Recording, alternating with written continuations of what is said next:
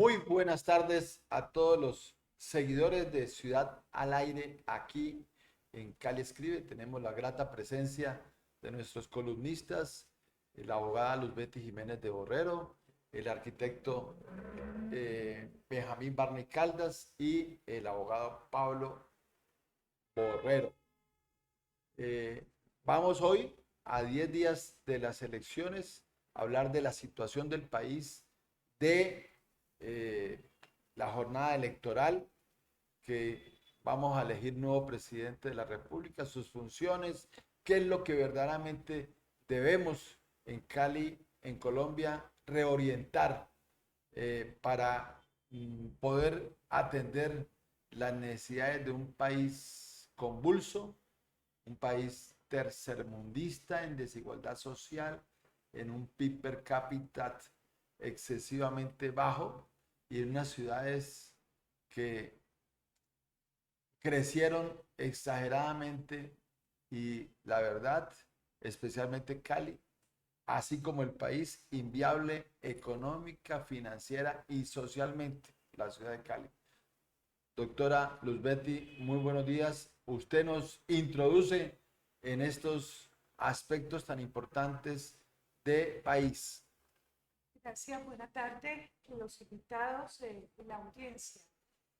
En primer lugar, la situación del país, como usted lo anota, es sumamente compleja por la diversidad de problemática que allí hay.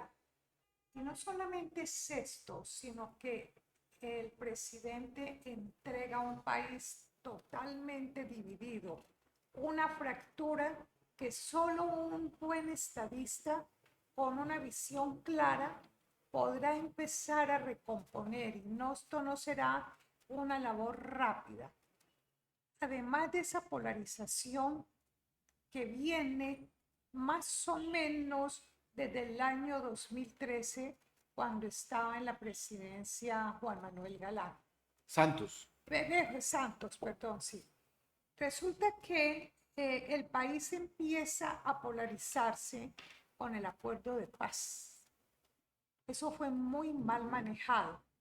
Una cosa es que la gente, en su inmensa mayoría, estuviera y sigue estando de acuerdo con una paz estable, duradera, no militar aquí en Colombia.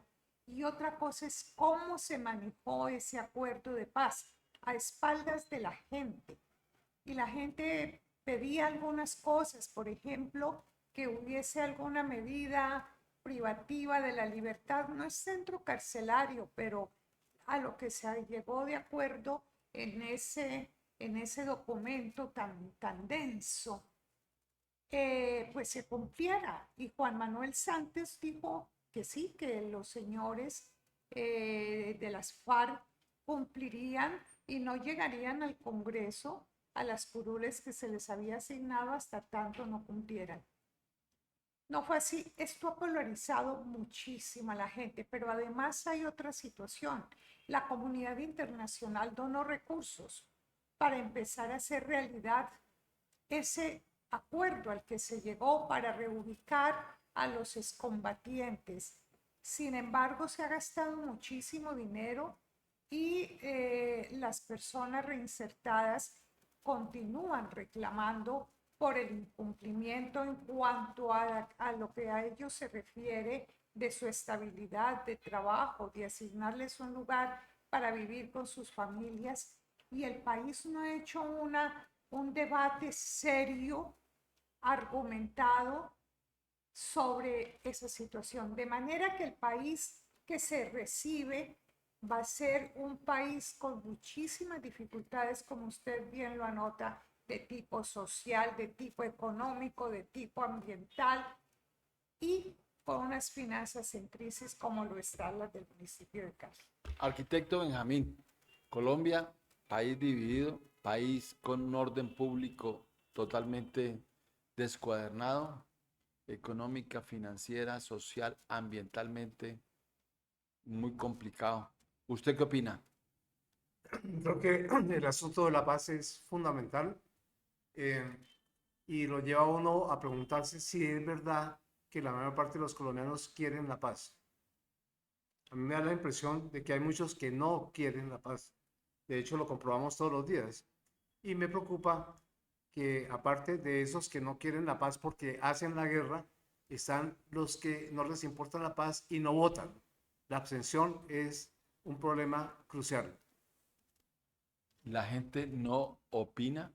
Al Senado hubo una no participación en Colombia del 50%, en Cali del 54%, altísima Senado 2026. Doctor Pablo, ¿usted qué opina de todo esto? Bueno, hay muchas cosas para opinar en relación con el tema pues de las elecciones pues que vamos a tener próximamente para elegir al presidente de la República. Yo quisiera hacer énfasis en que eh, pues dentro de las condiciones de la denominada democracia liberal, el régimen electoral, me parece, ha entrado en un proceso de declive, de deterioro, porque los diferentes candidatos pues, a los puestos del Estado, ¿no?, utilizan las elecciones simplemente para acceder al poder del Estado y no más. Y una vez ahí, pues utilizan toda clase de maniobras para poco a poco desconocer las formas y los procedimientos democráticos. A mí me parece que eso es muy grave lo que está sucediendo y con eso convalidan todas las arbitrariedades que se vienen presentando en los gobiernos que se dicen democráticos, ya sean con formas de gobierno presidencial o parlamentario. Esto pues es muy grave porque ya hemos visto históricamente cómo los gobiernos utilizan, por ejemplo, los famosos decretos, leyes, para desconocer las leyes y actos legislativos que se aprueban en el Congreso o en el Parlamento, según las circunstancias. Y eso, pues, es simplemente una expresión del deterioro del sistema democrático liberal, de eso que llaman la división de poderes, que hoy me parece a mí ha entrado en un proceso de crisis y que demanda pues de un cambio fundamental. Por otra parte, habrá que decir esto, el problema de la paz en Colombia no es un problema simplemente de unas personas que quieren la paz y otras que no quieren la paz. No, el problema es mucho más hondo y profundo, tiene unas causas, ¿no?, históricas y por supuesto económicas y políticas, más aún ahora en Colombia, en donde los problemas de la paz y de la violencia están íntimamente relacionados con las condiciones que existentes en el país. La incursión e internacionalización, por ejemplo, del narcotráfico en toda América Latina y en particular en Colombia. No es un problema simplemente de que queremos la paz o no queremos la paz, ¿no? Es un asunto mucho más complicado que requiere de una política distinta de la mano dura o del simple diálogo fracasado del gobierno del presidente Petro. Doctora Luzbetti, eh, desarrollando algunas frases del doctor Pablo Borrero, eh, los colombianos escogieron libremente dos extremos. Uno de ellos no aceptó el resultado, el presidente de la República tampoco, luego el primero rectificó y vamos a enfrentarnos en segunda vuelta en una situación bastante compleja que puede derivar, Dios no lo quiera, en una guerra civil, porque si analizamos los discursos de triunfo de los dos candidatos que pasaron a la segunda vuelta, fueron ambos discursos, yo diría, contra la ley, contra la Constitución contra las normas porque fue una violencia impresionante. ¿Usted qué opina de todo esto? Sí, realmente la característica de esta campaña electoral ha sido la violencia verbal. Aquí una nueva violencia en este país y es la que acabo de decir. A ver, pero miremos si hay similitudes y diferencias y cuáles son entre los dos candidatos que se nos presentan, y así es, de extrema derecha y de extrema izquierda. Los dos son populistas, el uno de derecha y el otro de izquierda, pero son populistas. Los dos son autoritarios. ¿Qué los diferencia? La concepción que tienen del Estado y del manejo de la economía. Por ejemplo, mientras el candidato Abelardo del Espriella considera que absolutamente debe haber la libre empresa, el candidato Cepeda dice, no, un momentito, eso debe tener unos límites y entra a jugar un papel importante el Estado. Cuando entra a jugar un papel importante el Estado en la propuesta económica del candidato Cepeda, no es comunismo. Y me parece que es necesario, si queremos desescalar este conflicto tan terrible y la patria sigue por el despeñadero, es necesario aclarar ese concepto. Cepeda no es comunista. Aquí Petro tampoco es comunista. Que es que estatizó Petro. Pues primero no estatizó todo, pero la estatización de algunas cosas, eso no es comunismo. Petro es liberal y neoliberal porque nunca se ha atrevido ni lo va a hacer y no lo va a hacer Cepeda, cambiar la Constitución en aspectos claves del manejo económico y muy concretamente el capítulo de la economía que entre otras cosas hace 35 años, en 20 días vamos a estar conmemorando los 35 años de la Constitución Política y la razón de ser de esa Constitución del 95 fue para entronizar ese modelo económico neoliberal y por supuesto las libertades que han sido muy absolutas en eso. Entonces ahí hay unas diferencias y hay unas semejanzas. Mientras tanto nos hablan de sus programas de frases y cómo van a realizar las cosas que ellos plantean. No habla ninguno de los dos de la enorme desigualdad económica que hay en este país que conduce a la pobreza. Ellos no dicen cómo van a sacar al país de esas profundas desigualdades que usted ha calificado como tercermundista a Colombia, la nación. Ellos no nos han dicho, ni nos han dicho cómo van a manejar realmente ese déficit tan grande que deja el actual gobierno.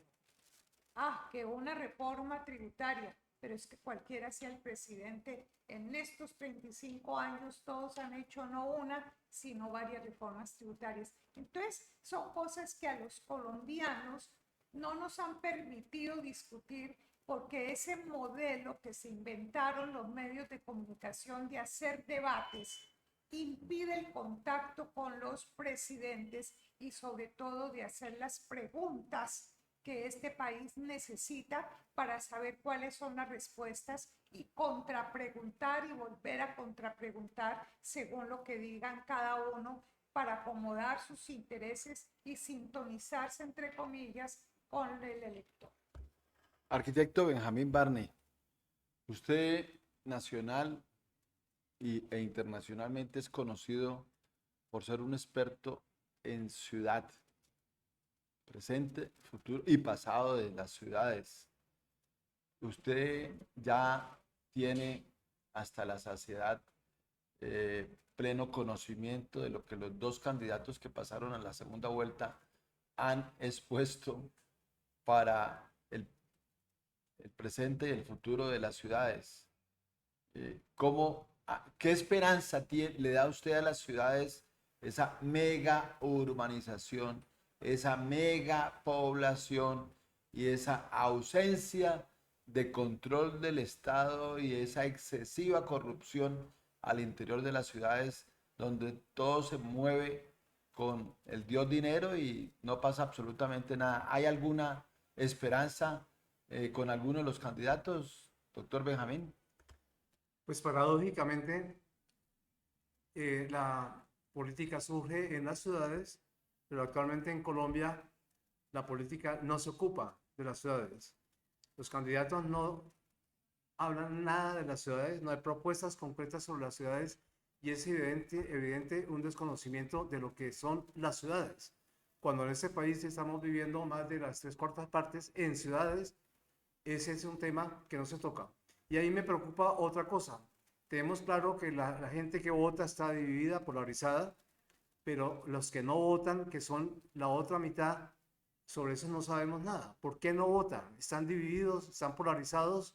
Eso sería importantísimo trabajar sobre eso y me parece muy importante ver que esos que no votan están localizados precisamente en las ciudades. Una contrapregunta, Benjamín. Tácitamente se ha informado públicamente que el que va ganando en las encuestas de la Espriella ha dado su beneplácito sobre un posible ministerio de Enrique Peñalosa que él nunca ha querido aceptar ser ministro y es un experto en ciudad.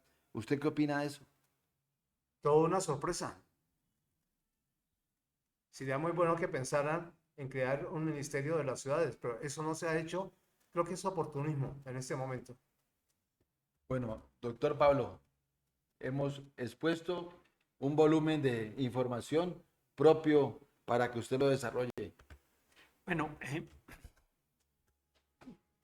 a mí me parece que en este momento, pues hay muchos ciudadanos que están preocupados porque qué es lo que va a pasar independientemente de que gane las elecciones del Espriella o Iván Cepeda. Cualquiera de los dos que ganen las elecciones no van a poder tener y garantizar una gobernabilidad durante los 4 años. ¿Por qué digo esto? Porque las oposiciones van a ser férreas. Es decir, si gana del Espriella, yo me imagino que la oposición por parte del partido Pacto Histórico va a ser de tal manera que va a ser imposible poder incluso pues hacer realidad las propuestas del candidato y viceversa. En esas condiciones, pues habría que preguntarse lo siguiente, bueno, ¿y qué vamos a hacer? ¿No? Incluso si vamos, ¿por quién vamos a votar? Porque si votamos por Iván Cepeda o por De la Espriella, no va a ser posible que se resuelvan los graves problemas que tiene el país y por supuesto de las ciudades, que son muchos. Entonces, ¿qué hacer? A mí me parece que eso debe ser objeto de un gran debate, porque en fin de cuentas, pues el acontecer político no es una rueda suelta y a la gente se la puede manipular durante un tiempo, pero no durante todo el tiempo. Y va a ser necesario entonces que las fuerzas democráticas y progresistas realmente del país, ¿no?, se sienten a discutir y analizar las profundas causas de los problemas de este país, ¿no?, y a buscar las fórmulas para remover los obstáculos que han impedido que cosas importantes se puedan adelantar pues, en Colombia, relacionadas, pues, entre otras cosas, pues, con la aclimatación de la paz, por ejemplo, ¿no?, y la seguridad y el empleo, ¿no?, y todas aquellas cosas que reclamamos los colombianos y que no vemos solución en cabeza de ninguno de los candidatos que en este momento están compitiendo en la lucha por el poder del Estado. Bueno, doctora Luzbetti, llegó el momento de analizar sus palabras sobre el tema comunismo. Es cierto que los 4 años de de Petro no fueron comunistas. El señor Castro en Cuba, el señor Chávez en Venezuela, señor Ortega en Nicaragua, efectivamente estuvieron inicialmente sin expropiaciones, sin una política estatista que se le pueda llamar comunismo de tanta intervención del Estado. Pero fueron cooptando al país hasta que ganaron electoralmente a través de asambleas constituyentes o cualquier modelo legislativo y lograron imponer el comunismo. El señor Petro se gastó todo el dinero del Estado para ganarse las elecciones, para quedarse en el poder, para hacer todo lo posible y poder desarrollar su proyecto político. ¿Usted cómo analiza todo esto cuando Cepeda toda la vida ha sido comunista? Desde niño nació, el día que entró por primera vez a la cárcel, su padre lo estaba esperando afuera y le dijo, sonrientes todos con su madre Gira Castro, se dijeron, vas a entrar muchas veces a la cárcel y esto es una lucha. Todo dentro de la juventud comunista, el Partido Comunista, etcétera, etcétera. ¿Cómo usted evalúa toda esta información? A ver, una cosa es el socialismo, otra cosa es el comunismo. Pero de todas maneras hay unos parámetros, unos referentes. Petro y Cepeda no parece, por lo que está en sus programas, por lo que está en el plan de desarrollo de Petro y en el voluminoso programa de Cepeda, que su modelo económico sea sobre la base de implementar aquí un comunismo. No. Ellos son socialdemócratas y eso viene desde Europa y eso viene desde finales de los años 70. Esa socialdemocracia y con asistencialismo. Así es que ellos no están haciendo nada diferente a eso. Lo que pasa es que sí veo una cosa en el gobierno de Petro, y es que el presidente Petro fortaleció, promovió el partido político M19, que no es comunismo, y entonces eso es preocupante desde el punto de vista de la democracia participativa. Aquí tuvimos la experiencia del Frente Nacional y que él, cuando era pequeño, según dice, cuando era muy teenager, pues rechazaba eso y con sus amigos, con su grupo de amigos, pues pedían una patria con mucha más democracia, no eso del Frente Nacional. Pues ahora pasamos a un partido único, que si bien es cierto, no está institucionalizado el M19, pero el presidente sí se ha encargado de fortalecerlo y consolidarlo, inclusive con la bandera, y se la llevó al presidente que estaba enfermo acá en Sudamérica. Bueno, en fin, una serie de cosas. Eso tiene que ver con la democracia. Aquí lo que necesitamos es fortalecer la democracia y esto se logra con la gente. La gente tenemos que capacitarla, educarla, no darle cartilla como se dice coloquialmente, pero que la gente tenga una razonabilidad que le permita deducir qué es lo que conviene en materia ambiental, en materia económica, en materia social, porque es que llevamos décadas y décadas en lo mismo y el país está en el despeñadero. Eso me parece que es importante, que es necesario hacer. Y, perdón, me complemento una cosa. Cepeda, según lo ha dicho él mismo, fue comunista hasta su juventud. Luego rompe con el comunismo. Inclusive tuvo diferencias ideológicas con el papá, con Manuel Cepeda, que sí lo era hasta que murió, sí era comunista. Este rompe con el papá y se acerca al M19. Y yo diría, la verdad es que decir que Cepeda comunista, que nos va a implementar un modelo comunista, pues no lo diría yo absolutamente con base en lo que hay en el programa, que es muy grande, por cierto, es 433 páginas.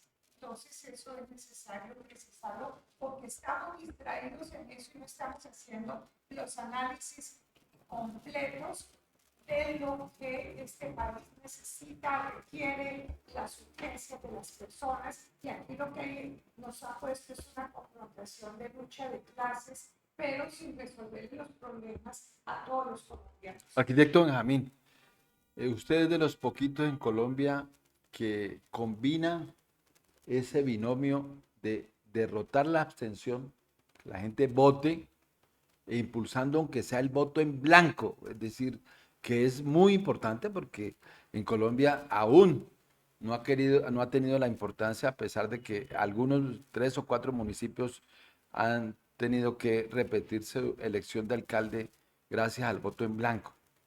Esa combinación de abstención, que la gente no participa, y las propuestas de reforma constitucional que ha presentado Cepeda Petro, y la Constitución no se cumple en el Congreso de la República, en la Asamblea del Valle, en el Consejo de Cali. El espacio público no lo defendemos, las zonas verdes no la defendemos, las vías no la defendemos, hacemos lo que el ciudadano que quiera hace a su libre albedrío, la interpretación del ordenamiento territorial, y estamos al garete por esa falta de autoridad y orden. ¿Qué opina de todos estos conceptos que acabo de expresar aquí alrededor de su experticia? Pues son varias cosas, me voy a centrar otra vez en el problema de la gente. Por supuesto que hay que recurrir a la gente. La democracia es eso. Pero entonces, ¿cómo hacer cuando hay una gente que no opina y que además no vota? Que es una manera de hacer efectiva la opinión. Entonces, eso es preocupante y insisto en que muy poco se habla, muy poco se analiza sobre por qué la gente se abstiene.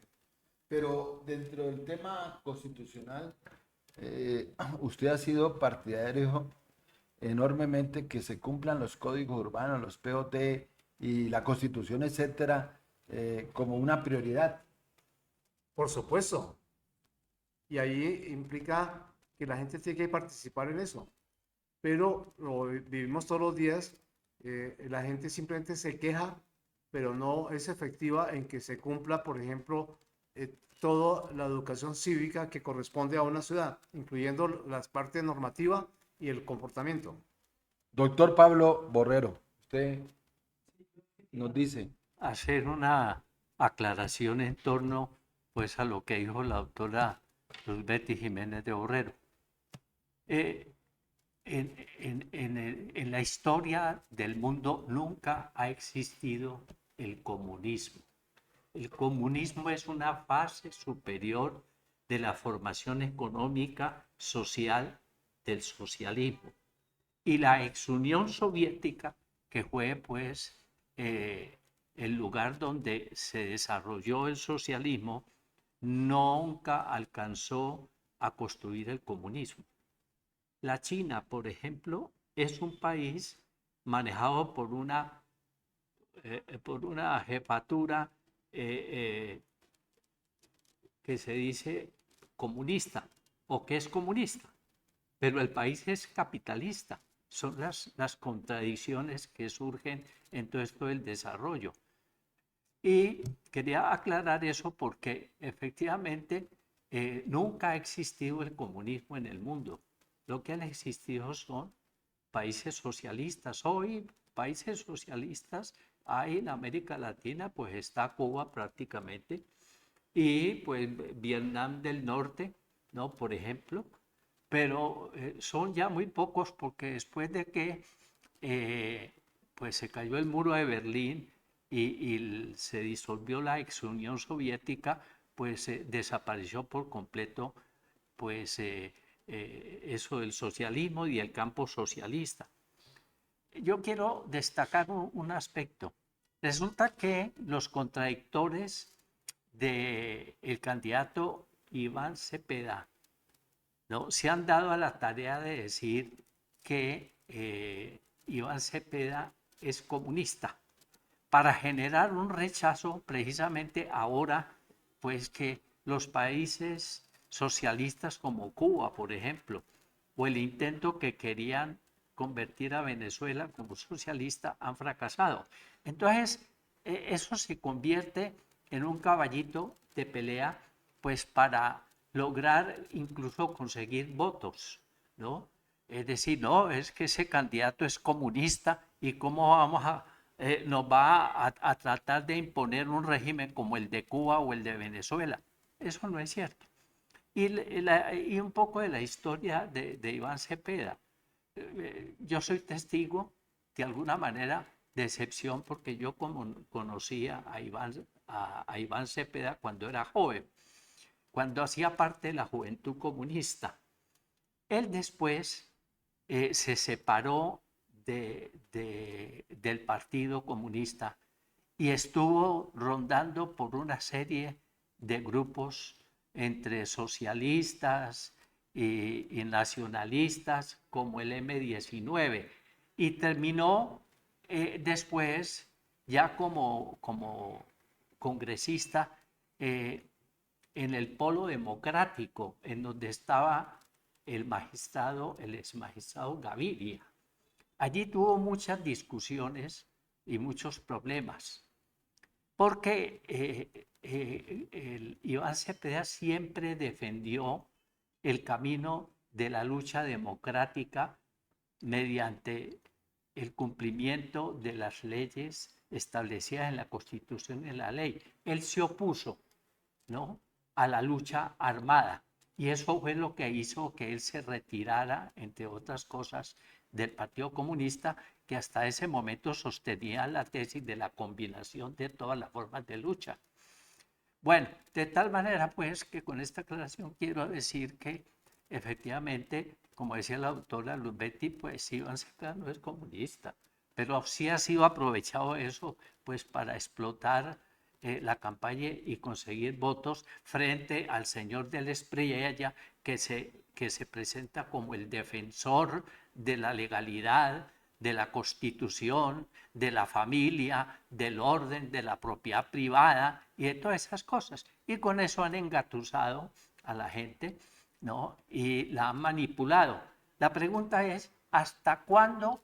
Y después de que finalmente uno de los dos sea el presidente, ese mito se va a romper y finalmente la gente va a entender que el camino a seguir tiene que ser diferente de esas posiciones de carácter populista, de derecha o de izquierda, que lo único que les interesa es acceder al poder, entre otras cosas, para imponer una serie de reformas demagógicas, ¿no?, y de soluciones que no tienen nada que ver con la verdadera solución de los problemas económicos, políticos, ambientales del país, lamentablemente. Por eso nuestra invitación siempre ha sido desde la revista en donde nosotros publicamos pues 2 columnas semanalmente, que pues hay que pensar, hay que reflexionar y que las fuerzas democráticas, las verdaderas fuerzas democráticas y progresistas que están encarnadas en mucha gente, ¿no?, de nuestro país y de nuestra ciudad, reflexionamos y pensemos sobre todas estas cosas que son importantes, porque lo que sí no podemos seguir es en medio de esta polarización y esta violencia absurda que no ha generado sino muerte, desolación, miseria, pobreza y desigualdad social. Bueno, yo quiero finalmente entrar en la última ronda con una precisión. Independientemente del tema ideológico, comunismo, socialismo del siglo XXI, yo he padecido personalmente 3 veces la dictadura de Venezuela, 6 veces la dictadura de Cuba y 2 veces la dictadura de Nicaragua, hasta uno pasando de Tegucigalpa en carro a Managua, los guardias lo dejan, no le dan paso ahí si uno no paga plata a ellos. Tiene una dictadura de la policía, del ejército, de todo el mundo, una corrupción y una ineficiencia total del Estado. Hemos visto a Iván Cepeda comulgando activamente con el modelo chavista, el modelo del señor Maduro, el modelo de Fidel Castro, Raúl Castro y ahora el nuevo señor y el modelo de Nicaragua. Eso hemos visto permanentemente, él en comunión con todo eso, independientemente que sea comunismo o socialismo. Pero yo sí quiero que entremos en el último segmento de nuestro debate alrededor cómo proyectamos a Colombia, a Cali, post elecciones que vamos a tener en 10 días, orden público, inseguridad, violencia, futuro del país, futuro de la región, futuro de la ciudad, doctora Luzbetti. En primer lugar, permítame complementar algo. Es decir, yo lo he dicho y aquí Pablo Borrero tampoco le entendí eso, pues que estuviéramos diciendo que es muy bueno el modelo que implementó Chávez o Maduro en Venezuela o lo que hay en este momento en Cuba. No, es totalmente diferente. Habrá oportunidad para que aquí en la revista hagamos un programa exclusivamente sobre eso, porque es necesario, eso hace parte de la cultura general.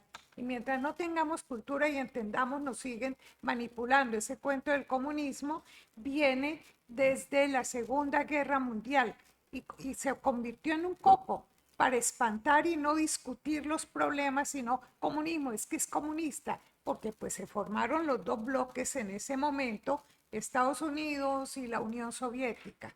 Bueno, dicho eso, ¿qué viene para Colombia después de la elección el 21 de junio? Todo va a depender de quién sea el ganador. Si es con Abelardo de la Espriella, pues vas a ver un régimen muy policial. Yo no estoy diciendo con esto de que hay que dejar que la gente haga lo que le provoca, como está sucediendo en este momento. No. La autoridad es otra cosa. La autoridad no es eso de esa mano férrea que aquí nos venden como la solución a todos los problemas. Es que el país, la mayor parte de nuestra vida la hemos vivido en un régimen muy dictatorial. Cuando el Frente Nacional y cuando el estado de sitio se manejaba todo con estado de sitio. Terrible. Y luego pasamos al gobierno de Petro al otro lado, se fue al otro extremo, muy benevolente, quizá muy idealista, lo que sea, pero cometió errores. No, no se trata de eso.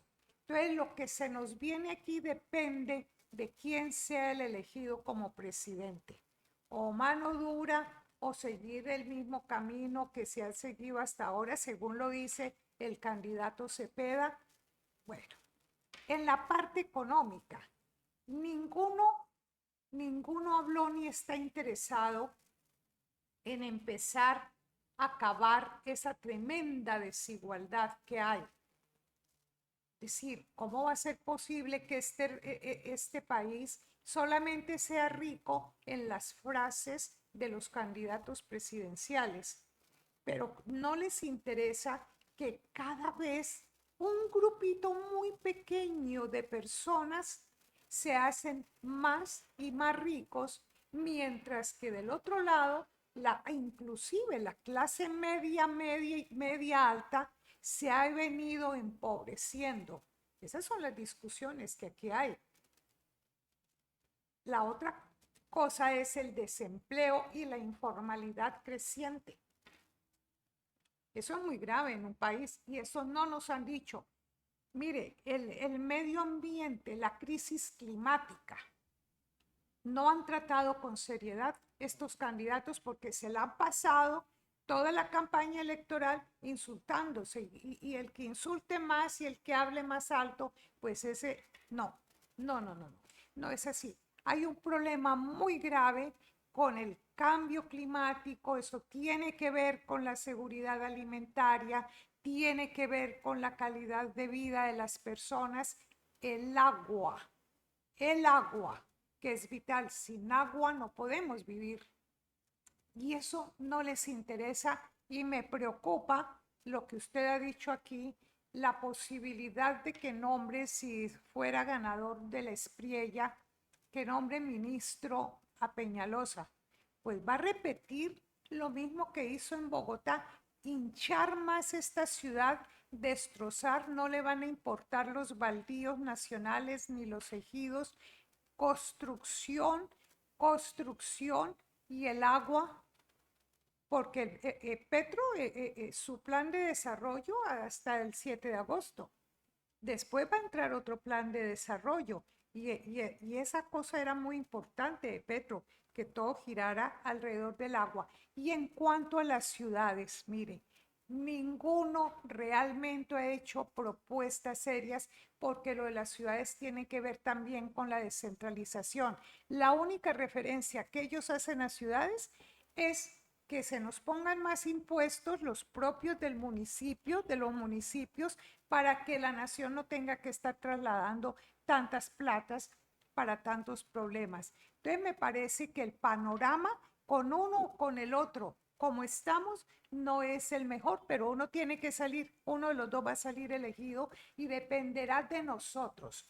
Vamos a tener que hacer oír nuestra voz ante estos señores y ante los medios de comunicación, porque no es posible que los medios crean que aquí los únicos que pueden hablar son los que están vinculados directamente con la clase política o con el sector empresarial. Nuestra voz tiene que oírse. Arquitecto Benjamín, su perspectiva, proyecciones postelectorales, desde el punto de vista temático. Pues a mí lo que me preocupa es que mientras que discutimos todo esto, los dos problemas reales, graves que afrontamos, de eso no se habla, que ya las mencionó Luz Betty. El cambio climático, que ya están dando, y el mal uso de la inteligencia artificial. Yo la adiciono en la educación. Correcto. De eso, bueno, nosotros aquí comenzamos a hablarlo cada vez más, pero la gente eso no lo habla, no le importa, no le interesa. No se da cuenta de la implicación que tiene. Y lo de la inteligencia artificial cada vez es más grave, porque nos están manipulando a base de inteligencia artificial. Doctor Pablo, su perspectiva, panorama, como dice la doctora Luz Betty, después del 21 de junio. Bueno, yo quiero insistir en que independientemente de quién sea el nuevo presidente de la República, pues la gobernabilidad va a ser muy difícil, muy complicada y desgraciadamente, pues por ese camino no va a ser posible discutir y menos resolver los graves problemas del país. Eso en primer lugar. En segundo lugar, me preocupa, pues en cierta forma, la pasividad de algunos sectores de la sociedad, ¿no? Pues incluso profesionales y técnicos y peritos y ciudadanos maestros, ciudadanos del común. Hasta los mismos concejales, la gran mayoría ni opina. Es decir, que no permiten que se realicen debates, ¿no?, sobre los problemas reales del país y de la ciudad, ¿no? Y eso a mí me parece que es muy grave, porque de todas maneras los cambios en la sociedad no pueden hacerse sin la participación de los ciudadanos, ¿no? Si no hay participación de los ciudadanos, pues no va a haber cambios y la situación se va a agravar aún más. Por eso la invitación es de que abramos el debate después de las elecciones. Comencemos a discutir los problemas de ciudad, de región, de país. Aquí se necesitan hacer unos cambios constitucionales y legales, por supuesto, pero tenemos que ponerle mucha atención a todos esos procesos que tienen que ver con el crecimiento y desarrollo económico, ¿no? Y pues con la posibilidad de poder avanzar por los caminos de la paz, ¿no?, y el progreso social. Lamentablemente, pues si se ponen en funcionamiento las propuestas de los candidatos, por ejemplo, en materia de paz, pues no vamos a salir del atolladero, porque el señor del Espriella habla de mano dura y eso ya fracasó, ¿no? La lucha contra la violencia, contra el narcotráfico y contra todos los ilegales utilizando la mano dura, eso fracasó en todas partes del mundo. Y por otra parte, pues los diálogos con delincuentes que no se comprometen porque tienen vínculos no solamente económicos, sino políticos y pues lo que quieren es sacar ventaja de los diálogos, pues tampoco funciona. Bueno, esos dos aspectos habrá que analizarlos con cierta profundidad para ver cuál va a ser el camino a seguir en la solución de un problema que desde luego, advierto, no se va a resolver en definitiva dentro de las condiciones de la sociedad capitalista, ¿no? Porque desgraciadamente la sociedad capitalista a nivel global ha entrado en un proceso de crisis a todos los niveles que hace completamente imposible resolver los problemas fundamentales y coyunturales de la sociedad. Bueno, muchas gracias a la doctora Luz Betty, al arquitecto Benjamín y al abogado Pablo Borrero por su participación en temas muy importantes de país, de región y de ciudad. Estaremos muy pendientes de este proceso electoral y muchas gracias a todos. Me permite un momentito, dándole las gracias a ustedes, panelistas, y un punto muy importante, el que tiene que ver con las soluciones que presentan cada uno de los candidatos para la inseguridad que hay en Colombia. Mientras no miremos cuáles son las causas reales que generan todas estas inseguridades, porque no hay una forma de violencia. Aquí hay del narcotráfico, de la minería ilegal, de bandolas comunes y corrientes. Bueno, pero son unas bandas muy organizadas y poderosas que no hay comparación con lo que pasa en Salvador, allá Bukele. Allá son delincuentes comunes, no tienen una organización fuerte. Pero estos de aquí de Colombia, la situación es diferente. Entonces, pretender que simplemente la mano fuerte y que va a ser cuántas cárceles y todo eso no nos soluciona el problema. Depende de nosotros, ciudadanos, amigos, que este país realmente empiece a recomponerse, no de ningún candidato. Es nuestra voz.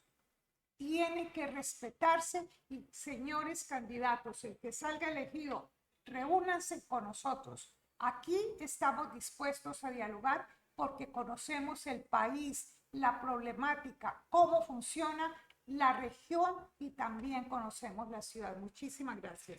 Muy buenas tardes y muchas gracias a todos.